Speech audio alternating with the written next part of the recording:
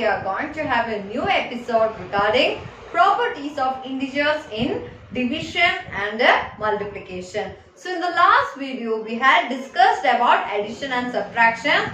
This is the continuation of that, division and multiplication. What are the different properties for division and multiplication in integers? Okay. So our first property is, the first property is closure property. So closure property, if any two integers add or subtract, we get another integer. So let's check whether it is applicable for this multiplication and division. So the multiplication's closure property is A into B is definitely an element of Z. Let's check with an example. If you are multiplying any two integers, you will definitely get another integer. Example, minus 3 into 2. Okay. So the answer is minus 6. Check, minus 6 is an element of Z. Yes, true. A into B, element of Z. That means multiplication obeys closure property. So if you want to check with another example, you can look minus 5 into minus 3. The answer is plus 15. This is also an element of Z. So multiplication obeys closure property. Now let's look to the division. So in division, let's check whether division obeys closure property. So we can write the property here. A divided by B is an element of Z? No. A divided B is not an element of Z.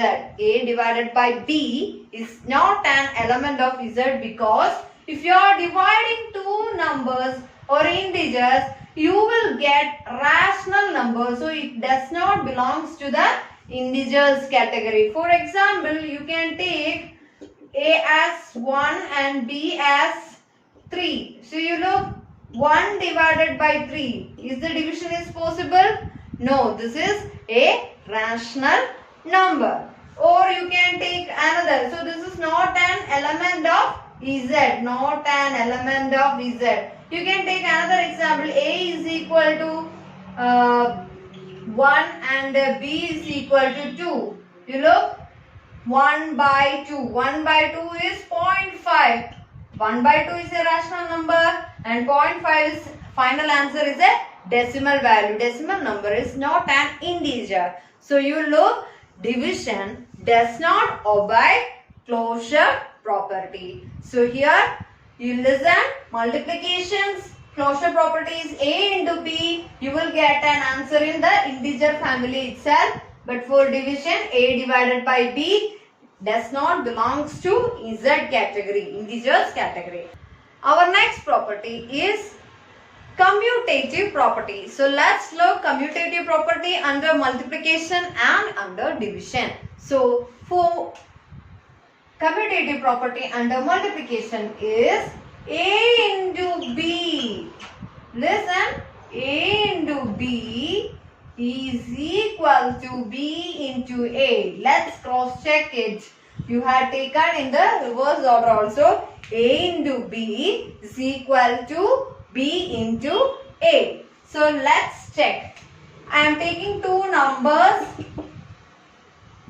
6 and 9. Okay. So 6 and 9 I took. You look, I am going to multiply 6 into 9.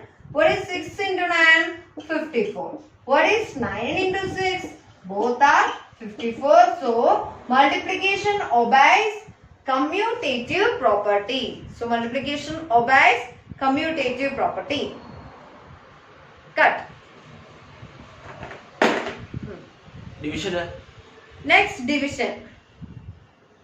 For division, commutative property is For divided. division, commutative property is ആലോചിച്ചിട്ട് വേറെ cut ചെയ്തിട്ട് വന്നാൽ മതി അതും വെച്ചിട്ടൊക്കെ പോവുക. Next division. for commutative property in division is A divided by B. A divided by B is equal to B divided by A. Is it true? No, this is not equal to B divided by A. Let's check. For example, we are taking A is equal to 5 and or A is equal to 15 and B is equal to 3. So let's check out A divided by B, that is 15 by 3, that is 5.